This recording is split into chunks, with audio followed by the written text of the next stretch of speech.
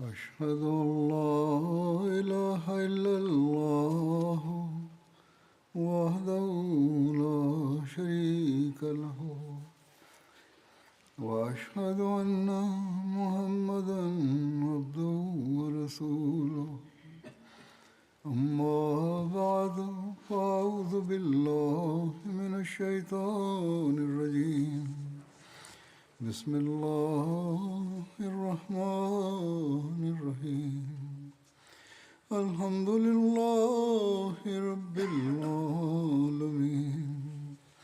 الرحمن الرحيم مالك يوم الدين إياك نعبد وإياك نستعين اهدنا الصراط المستقيم صراط الذين أنعمت عليهم غير المغضوب عليهم ولا الضالين.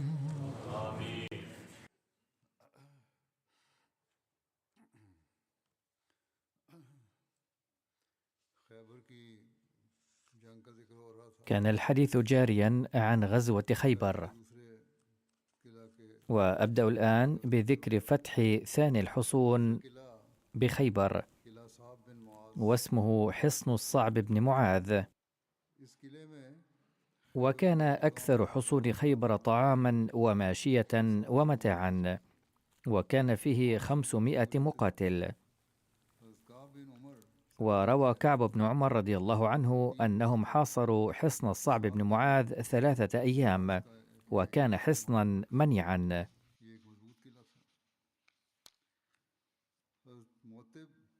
وعن معتب الأسلمي قال: أصاب بني أسلم جوع شديد في خيبر، فاجتمعت أسلم أن يرسلوا أسماء بن حارثة إلى رسول الله صلى الله عليه وسلم، فقالوا له: ائت رسول الله فقل إن أسلم يقرؤونك السلام ويقولون إنا قد جهدنا من الجوع والضعف، أي قد أنهكنا الجوع. فجاءه أسماء بن حارثة فقال: يا رسول الله، إن أسلم تقرئك السلام وتقول إنا قد جهدنا من الجوع والضعف، فادعوا الله لنا. فدعا لنا رسول الله صلى الله عليه وسلم فقال: والذي نفسي بيده ما بيدي ما أقريهم، قد علمت حالهم وأنهم ليست لهم قوة. ثم قال: اللهم افتح عليهم أعظم حصن فيها، أكثرها طعاما وأكثرها ودكا.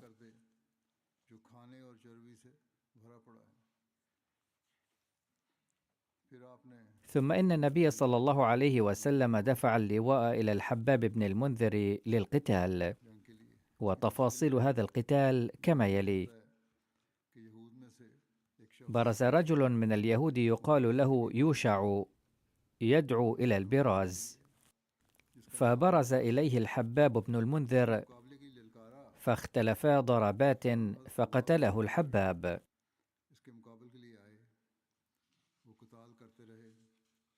فبرز آخر من اليهود يقال له الزيال، فبرز له عمارة بن عقبة الغفاري، فبدره الغفاري فيضربه ضربة شجت هامته، وهو يقول: خذها وأنا الغلام الغفاري. فقال الصحابة: بطل جهاده، حيث رفع هذا الهتاف تفاخرا بقومه بني غفار. والتفاخر أمر غير محبذ. فبلغ ذلك رسول الله صلى الله عليه وسلم فقال: ما به بأس، يؤجر ويحمد، أي أن التفاخر في هذه المواطن لا بأس به. وقال محمد بن مسلم رضي الله عنه: رأيت رسول الله صلى الله عليه وسلم يرمي السهام، فما أخطأ رجلا منهم. وتبسم رسول الله صلى الله عليه وسلم إلي، ودخل الحباب بن المنذر مع فتيانه في الحصن، وفتحه بعد قتال مرير، واستولى على كل السلاح والغلال، وقتل الكثير وأسر العديد من اليهود وهم يدافعون عن الحصن. وقال معتب الأسلمي رضي الله عنه، الذي ذهب إلى النبي صلى الله عليه وسلم طالبا منه الدعاء بسبب شدة الجوع، ما رجعنا حتى فتح الله علينا حصن الصعب بن معاذ. وعن جابر رضي الله عنه قال: ما رجعنا بعد أن شكونا لرسول الله صلى الله عليه وسلم شدة الجوع الذي أنهكنا حتى بدأ القتال وفتح الحصن أيضا. وعن جابر رضي الله عنه أنهم وجدوا في حصن الصعب من الطعام ما لم يجدوه في أي حصن آخر، كثيرا من الشعير والتمر والسمن والعسل والزيت والودك. ونادى منادي رسول الله صلى الله عليه وسلم: كلوا واعلفوا مواشيكم، ولكن لا تحملوا معكم شيئا، بل كلوا هنا فقط. ثم هناك ذكر فتح الحصن الثالث، حصن الزبير بن العوام رضي الله عنه، كان اسمه قلة، وصار في سهم الزبير بن العوام رضي الله عنه، فاشتهر بقلعة الزبير. لما فرت اليهود من حصن ناعم وحصن الصعب بن معاذ إلى حصن الزبير، حاصرهم رسول الله صلى الله عليه وسلم، وهو حصن في رأس جبل، فأقام محاصرهم 3 أيام. فجاء إلى النبي صلى الله عليه وسلم يهودي يدعى غزال، فقال: يا أبا القاسم، كان غير المسلمين يخاطبون النبي صلى الله عليه وسلم بكنيته هذه، أتؤمنني على أن أدلك على ما تستريح به من أهل النطاة، أي تفتح حصنهم هذا وتخرج إلى أهل الشق، فإن أهل الشق قد هلكوا رعبا منك. فأمنه رسول الله صلى الله عليه وسلم على أهله وماله. فقال اليهودي: إنك لو أقمت شهرا ما بال اليهود، لهم دبول أي جداول ماء تحت الأرض، يخرجون بالليل فيشربون منها، ثم يرجعون إلى قلعتهم فيمتنعون منك، فإن قطعت عنهم شربهم استسلموا لك. فسار رسول الله صلى الله عليه وسلم معه إلى دبولهم فقطعها، فلما قطع عليهم الماء خرجوا ووقع قتال شديد، واستشهد من الصحابة يومئذ نفر، وقتل من اليهود 10. وافتتح رسول الله صلى الله عليه وسلم هذا الحصن، وكان آخر حصون النطاة. وبعد أن فرغ رسول الله صلى الله عليه وسلم من النطاة، توجه إلى حصون الشق، وكانت هذه مجموعة ثالثة من الحصون كما ذكرت من قبل.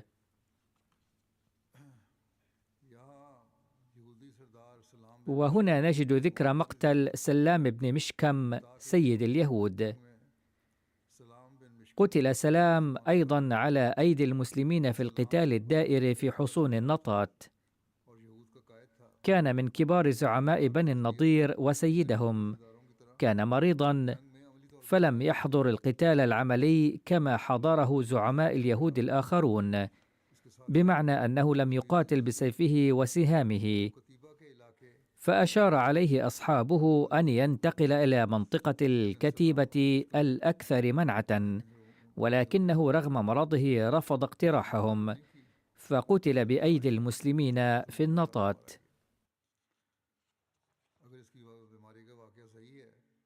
إذا كانت قصة مرض السلام صحيحة ولم يشارك في القتال عمليا، فأيضا لا اعتراض على قتله، ذلك لأنه هو الذي أعد الجيش لقتال المسلمين وكان يشرف عليه عموما، فقتله بعض الصحابة في أثناء هذا القتال لوجوده هنالك. إن قائد الجيش له أهمية كبيرة، وبقتله تنهار همم الجيش، فلا اعتراض على مقتله من هذا المنظور أيضا.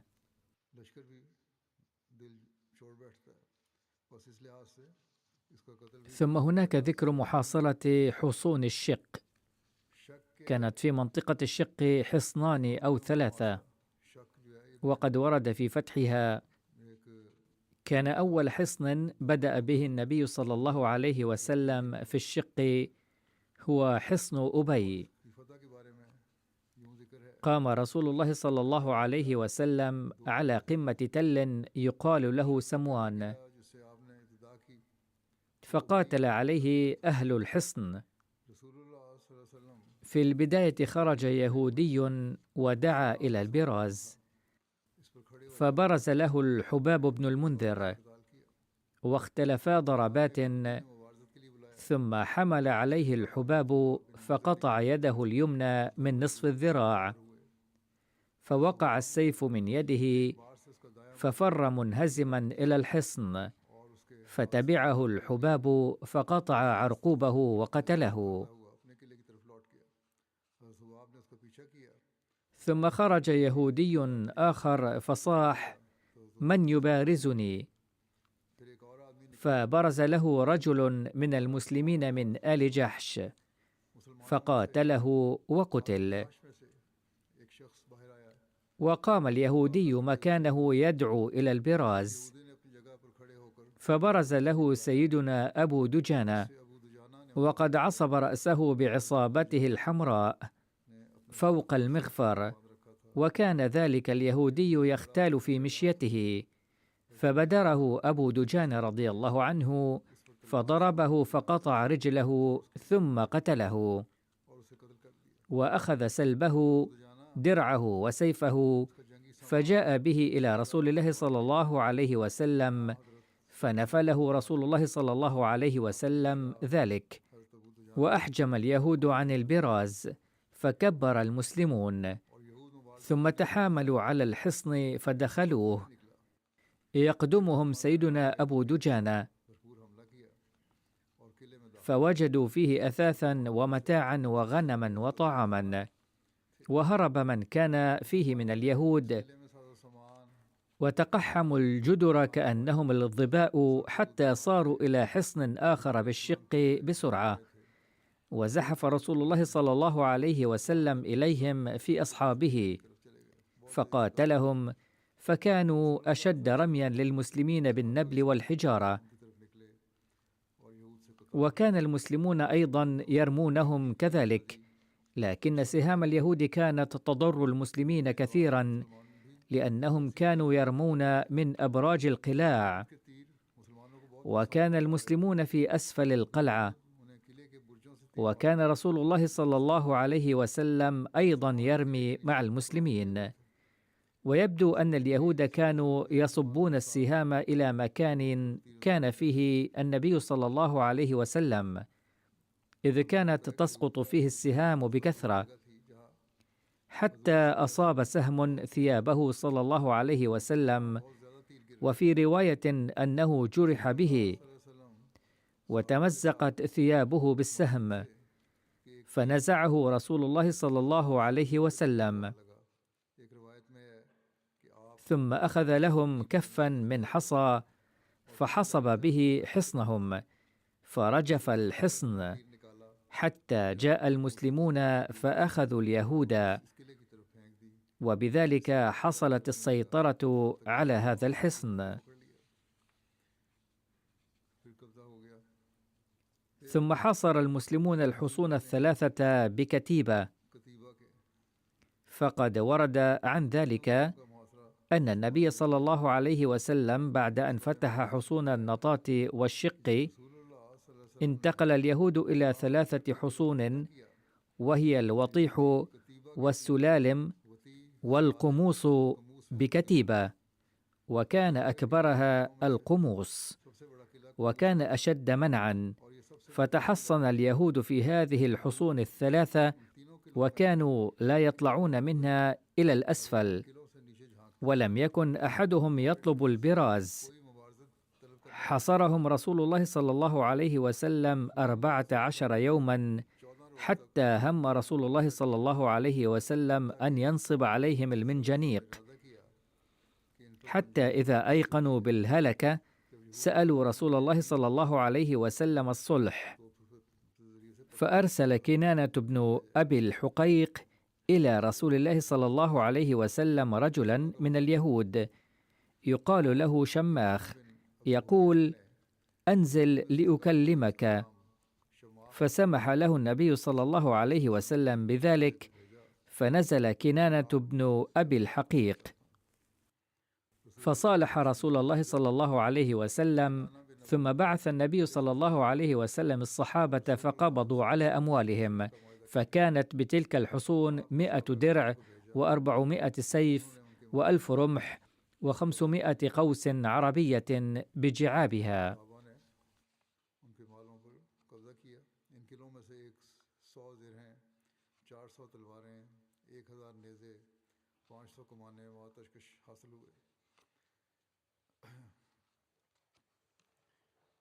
وعن فتح حصن القموص هناك شتى الروايات، وقد ورد في كتب السيرة عن فتح القموص أن الحصار طال 20 يوما، وأخيرا فتح على يد سيدنا علي رضي الله عنه بعد مقاومة شديدة. وأورد بعض أصحاب السير عن فتح هذا الحصن نفس الأحداث التي كتبها بعض المؤلفين عن فتح حصن الناعم. على كل حال، قد فتح هذا الحصن وعقد الميثاق مع اليهود وشروطه. أولاً، يتعين على اليهود أن يخلوا جميع الحصون ويتركوا فيها كل السلاح ومتاع الحرب، ليأخذها الجيش الإسلامي وتصير جزءاً من أملاك المسلمين، أي يجب أن يسلموا سلاحهم للمسلمين، أي يستسلموا كما يقال في العصر الراهن.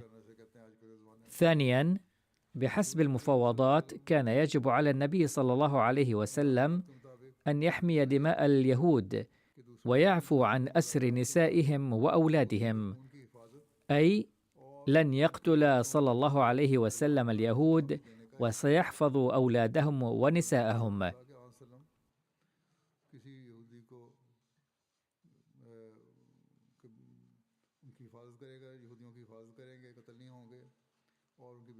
ثالثاً، يتعين على اليهود أن يخرجوا من خيبر وينتقلوا إلى الشام. رابعاً، وعند إجلائهم من خيبر سيسمح لهم المسلمون أن يأخذوا معهم قدر ما تحمل مطاياهم. خامساً، يجب على اليهود التعهد بأنهم سيخبرون المسلمين بجميع الأموال في خزائن خفية ويسلموها للفاتحين. سادساً، على اليهود أن يوافقوا على أنهم إذا أخلفوا شروط هذا العهد أو أخفوا عنهم ما كان يجب أن يظهروه فلن تقع على المسلمين أي مسؤولية، وهم سوف يتحررون من كل شروط هذا العهد، وتصير أموال اليهود وأولادهم حلالاً للمسلمين. لقد ورد أن اليهود أقاموا في خيبر بعد فتحها، وسلمت لهم بساتينها على أن يعملوا بها ويأخذوا نصف إنتاجها. فقد ورد أن اليهود كان يجب أن يجلوا إلى الشام بحسب المعاهدة، لكنهم طلبوا من النبي صلى الله عليه وسلم أن يتركهم في خيبر ليزرعوا بها، لأنهم يعرفون عنها كثيراً. فقبل النبي صلى الله عليه وسلم طلبهم، وسمح لهم بالبقاء بها ليعملوا في الزرع ويحصلوا مقابله نصف الحصاد، فقد عاملهم برفق كبير. قد ورد في صحيح البخاري عن سيدنا عبد الله أن النبي صلى الله عليه وسلم قال ليهود خيبر أن يعملوا بها ويزرعوا بها ولهم نصف الثمر.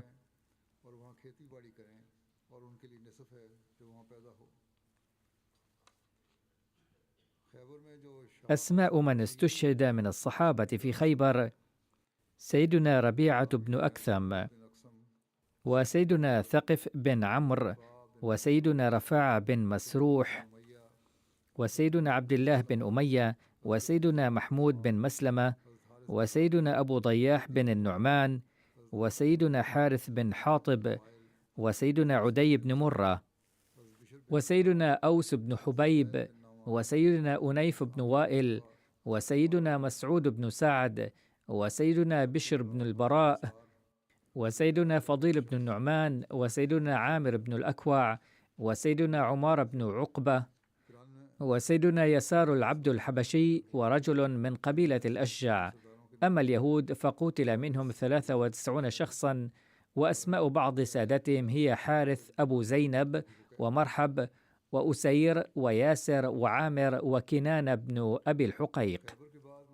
هناك أحداث مختلفة حدثت بعد خيبر، ومنها قتل كنان بن الربيع، فقد ورد في كتب التاريخ والسيرة أنه حين أبرم العهد مع اليهود بعد فتح خيبر، جاء الناس بكنان وأخيه ربيع إلى النبي صلى الله عليه وسلم، وكان كنان سيد خيبر كلها،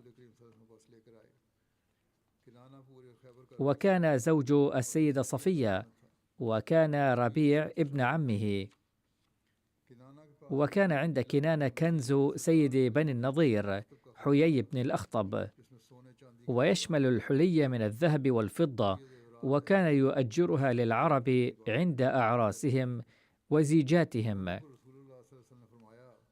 ولما سألهما النبي صلى الله عليه وسلم عن الكنز قالا: عندما خرجنا من المدينة صرفناه شيئا فشيئا. وورد في رواية أنهما قالا مخاطبين رسول الله صلى الله عليه وسلم: يا أبا القاسم، صرفناها في الحروب حتى فنيت وما بقي منها شيء، وكنا قد جمعناه لهذا اليوم.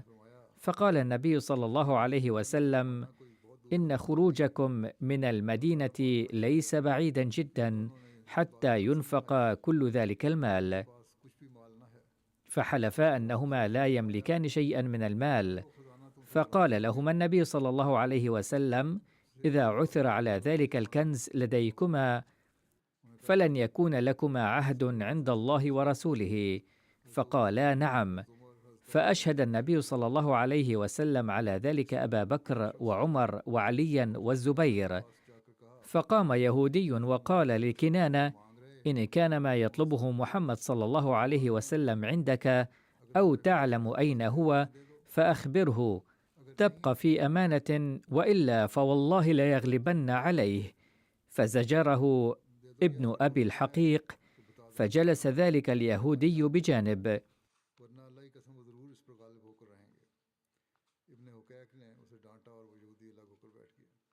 جاء في أحد كتب التاريخ عن ابن عباس أن رسول الله صلى الله عليه وسلم قال لهما: إن أخفيتما عني شيئا ثم علمت به فسأحل دمكما ودم ذريتكما بسببه. قالا: حسنا.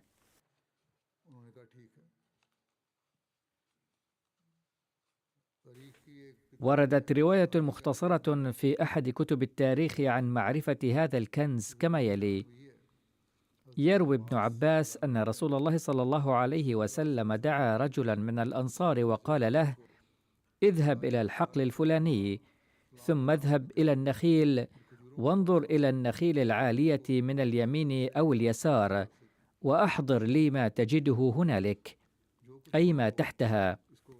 وعندما قدرت قيمة هذا الكنز بلغت 10,000 دينار، وبسبب نكث العهد تم قتلهما وسجن عيالهما. هذه رواية.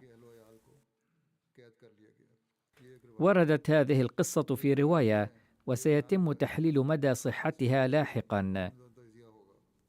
قال ابن إسحاق: أتي رسول الله صلى الله عليه وسلم بكنانة بن أبي الحقيق، وكان عنده كنز بني النضير، فجحد أن يكون يعرف مكانه. فأتى رسول الله صلى الله عليه وسلم رجل من اليهود يدعى ثعلبة، وفي رواية أتي بسعيا بن سلام بن أبي الحقيق فسأله عنه، فقال: إني رأيت كنانة يطيف بهذه الخربة كل غداة. فأرسل رسول الله صلى الله عليه وسلم مع ثعلبة الزبير بن العوام وجماعة من المسلمين، فحفروا حيث أشار ثعلبة، فخرج الكنز. وفي رواية عثر على بعض الكنز ولم يعثر على البعض الآخر، وجحد كنانة أن يخبر، فدفعه رسول الله صلى الله عليه وسلم إلى الزبير وقال: عذبه حتى تستأصل ما عنده. فكان الزبير يقدح بزند في صدره حتى أشرف على نفسه، فأخبر بباقي الكنز. ثم دفعه رسول الله صلى الله عليه وسلم إلى محمد بن مسلمة وأمره بقتله، فضرب عنقه بمحمود بن مسلمة، وكان محمود بن مسلمة قتل تحت جدار حصن ناعم، ألقي عليه الرحى وهو يستظل بالجدار فمات. قد حدث القتل، ولكن الحادث المذكور يبدو متعارضا مع سيرة النبي صلى الله عليه وسلم.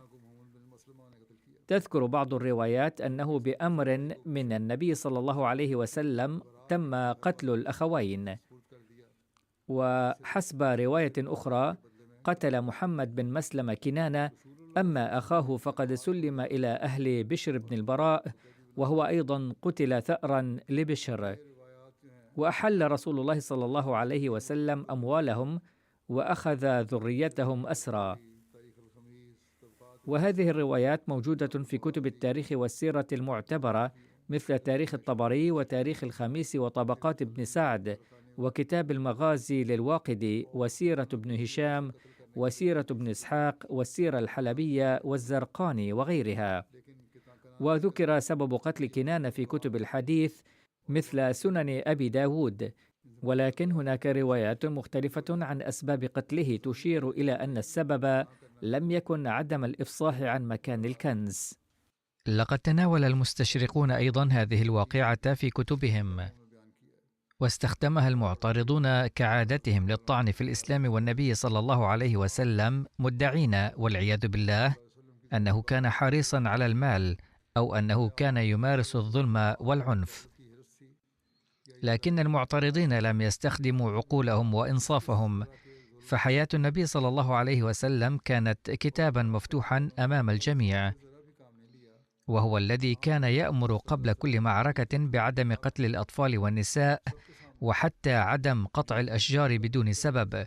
فكيف لمن كان يكره إيذاء الحيوانات أن يظلم البشر ويعذبهم؟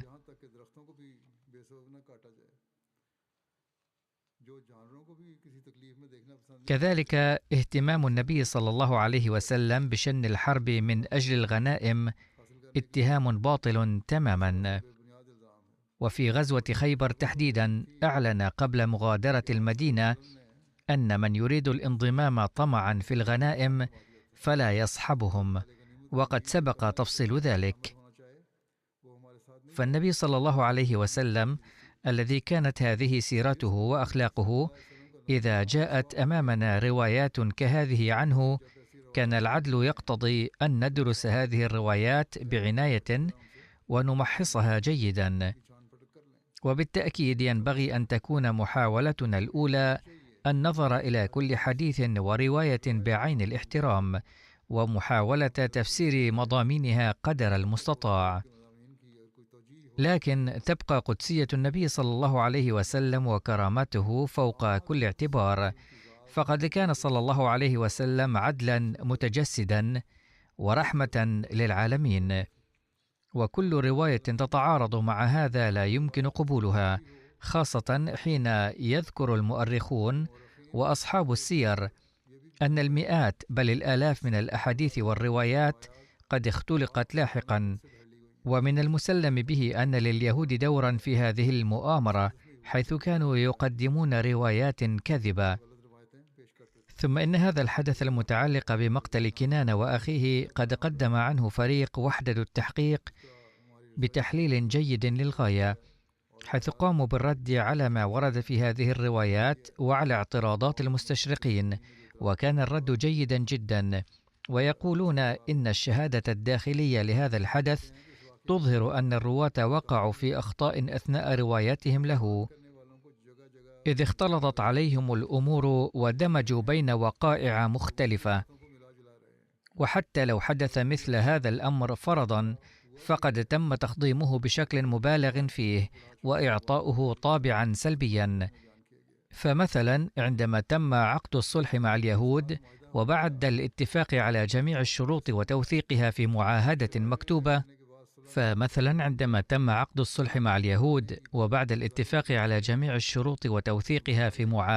مكتوبة، فإن طلب البحث عن كنز يبدو أمرا مستغربا، لأن المعاهدة نصت على انتهاء تصرف اليهود وملكيتهم لأي شيء باستثناء أراضي خيبر.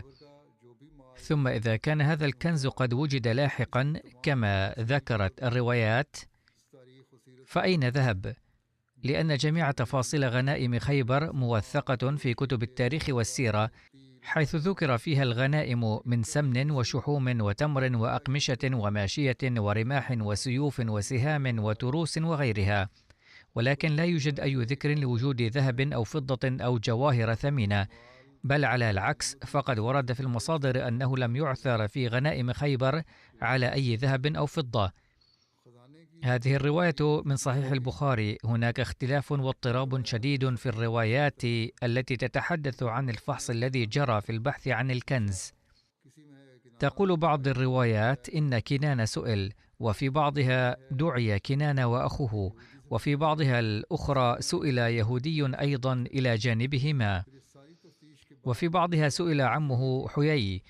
وبعد كل هذا البحث والتحقيق، إذا كانت معاقبته ضرورية، فقد كان هناك العديد من المجرمين يستحقون العقوبة، ولكن وفقا للرواية عوقب 2 فقط، أي كنانة وأخوه. وبحسب بعض الروايات عوقب كنانة فقط. ورد في البخاري أنه عندما قرر سيدنا عمر في عهد خلافته نفي اليهود من خيبر، جاء إليه ابن أبي الحقيق. يقول العلامة ابن حجر شارح البخاري: إن أخا كنانة هذا بقي حيا حتى عهد سيدنا عمر رضي الله عنه، وكان مقيما في خيبر حتى النفي المذكور آنفا، لذلك أصبحت قصة قتل أخيه أيضا باطلة.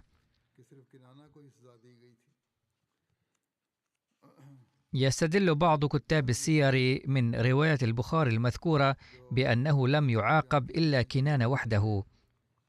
على أي حال، كل هذه الأمور التي ذكرت مع ما فيها من التناقضات، فإن جميع الروايات التي تذكر العقوبة الجسدية للوصول على كنز والتي ذكر فيها هذا الحادث تصبح مشتبها فيها. إذن هذه الرواية ليست صحيحة. يقول العلامة شبلي نعماني، وهو مؤرخ سيرة معروف: نقل كتاب السير والمؤرخون رواية خاطئة جدا ضمن أحداث خيبر، وقد تناقلتها العديد من الكتب فأصبحت متداولة، أي قبلت وأدرجت في الروايات، وهي أن النبي صلى الله عليه وسلم أعطى اليهود الأمان بشرط ألا يخفوا أي شيء، ولكن لما رفض كنانة بن ربيع الكشف عن الكنز، أمر النبي صلى الله عليه وسلم سيدنا الزبير رضي الله عنه بالتحقيق معه بقسوة. كان الزبير يكوي صدره بإشعال الزند حتى كادت روحه تزهق. وفي النهاية أمر النبي صلى الله عليه وسلم بقتل كنانة، وأسر جميع اليهود كالعبيد والإماء. والجزء الصحيح من هذه الرواية هو أن كنانة قتل، ولكن ليس لأنه رفض الكشف عن الكنز، بل لأنه قتل محمود بن مسلمة. ورد في الطبري أن النبي صلى الله عليه وسلم سلم كنانة إلى محمد بن مسلمة الذي قتله قصاصا لأخيه محمود بن مسلمة. تقول بقية هذه الرواية التي رواها الطبري وابن هشام عن ابن إسحاق، ولكن ابن إسحاق لم يذكر اسم أي راو مذكور في الأعلى. لقد أوضح المحدثون في كتب أسماء الرجال أن ابن إسحاق كان يروي أحداث المغازي النبوية عن اليهود، أي قد أخذ العديد من الروايات من اليهود، فيجب عد هذه الرواية أيضا من تلك الروايات، علما أن اليهود لن يقولوا الحقيقة أبدا، وهذا هو السبب الذي جعل ابن إسحاق لم يذكر أسماء الرواة. إن استخدام هذا القدر من القسوة على شخص للكشف عن كنز بحيث تشعل النار على صدر المجرم لا تتماشى مع أسوة رحمة للعالمين صلى الله عليه وسلم، الذي لم يتعرض إطلاقا لمن دس له السم ولم يعاقبه، بل إن أسوته أرفع شأنا من ذلك بكثير. فهل يمكن أن يأمر صلى الله عليه وسلم بحرق شخص من أجل بعض القطع النقدية؟ الحقيقة تتخلص في أن كنانة أعطي الأمان بشرط ألا يخون ولا يكذب، وقد ورد في الرواية أنه وافق على أنه إذا خالف هذا فسيستحق القتل، ولكن كنانة خان وانتهى الأمان الذي أعطيه. قتل كنانة محمود بن مسلمة ثم قتل هو قصاصا للمقتول، لعله كان ممكنا أن يغفر له، ولكنه عوقب بسبب خياناته الأخرى. يقول كاتب أحمدي معاصر اسمه السيد بركات أحمد في كتابه الرسول الأكرم ويهود الحجاز إن ابن إسحاق روى قصة دون أي سند، والأحداث المذكورة فيها باطلة بالبداهة، لأن التعذيب ولا سيما التعذيب بالنار ينافي تعليم الإسلام. ثانيا، لم يذكر في أي مكان توزيع هذا الكنز الذي عثر عليه في غنائم خيبر، ولا توجد أي رواية تشير إلى إيداع هذا الكنز في بيت المال. لا يقتصر الأمر على عدم ذكر ابن إسحاق فقط للذهب أو الفضة أو أشياء ثمينة أخرى في غنائم خيبر، بل لا يوجد هذا الذكر حتى في المصادر القديمة الأخرى، بل جميع الروايات تتحدث عن الحبوب أو الأقمشة أو الأسلحة. كان أبو هريرة رضي الله عنه الذي كان مع النبي صلى الله عليه وسلم في معركة خيبر يقول: فتحنا خيبر ولكن لم نحصل على ذهب أو فضة في الغنائم. باختصار، قتل كنانة بن ربيع، ولكن سبب قتله كان قتله قائدا مسلما، فقتل هو الآخر قصاصا. هذه هي الحقيقة الأصلية. هذه الأحداث مستمرة، وضمنها ذكرت قصة امرأة يهودية حاولت تسميم النبي صلى الله عليه وسلم والتآمر ضده، ولكن الله تعالى حفظه. ستأتي تفاصيل هذا لاحقا بإذن الله، لأنها قصة طويلة.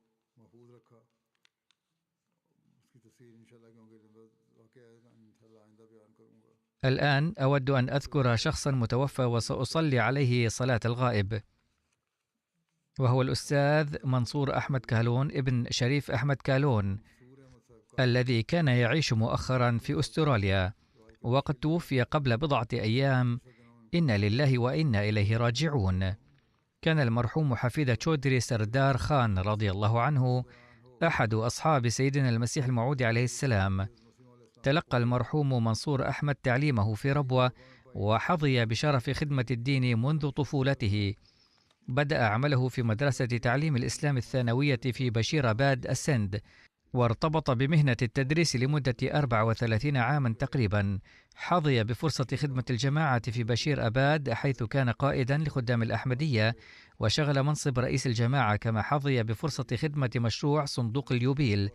عمل أيضا سكرتيرا عاما في جماعة حيدر آباد لمدة 18 عاما، ثم خدم أميرا في منطقة حيدر آباد وأميرا محليا لمدة 13 عاما. كان من عادته أن يذهب بعد انتهاء عمله مباشرة إلى المسجد ويقضي وقته هناك في أداء أعمال الجماعة، ويذهب إلى بيته بعد صلاة المغرب، وأحيانا كان يتأخر أكثر من ذلك.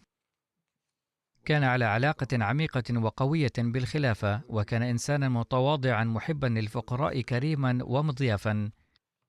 أسكن أقرباءه في بيته لتوفير فرص التعليم لهم، وفي طلابه دعاة وأطباء ومهندسون منتشرون في مختلف البلدان. كان المرحوم موصيا وترك وراءه زوجة وابنة واحدة و5 أبناء. إن زوجة السيد مبشر أحمد جوندال الذي يعمل هنا في مكتب أمير الجماعة في المملكة المتحدة، وزوجة المرحوم أختان. يقول ابنه أسامة: منذ أن وعيت رأيت ارتباط والدي القوي بالمسجد والجماعة، نادرا ما كان ينقطع عن الذهاب إلى المسجد. كان دائما موجودا في المكتب إلا فيما شذ ونذر، ما كان يغيب عن الذهاب إلى المكتب إلا في الحالات الطارئة، وكان أعضاء الجماعة يعرفون أنهم سيجدونه في المكتب أو المسجد. كان يكرم الضيوف من المركز ويخدمهم. قبل فترة انتقل إلى أستراليا بسبب الظروف الصعبة، وبعد وصوله إلى هنا أيضا استمر في خدمة الجماعة، وشارك في كل مشروع مالي للجماعة.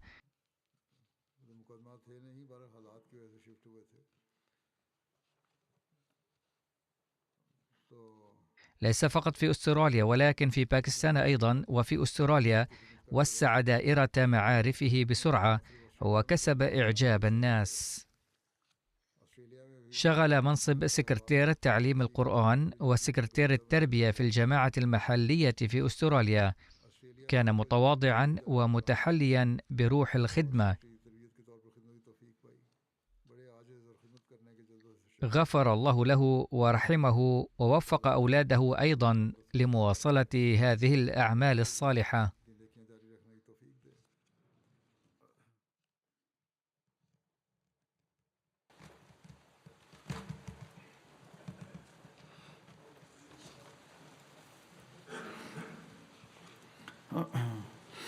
الحمد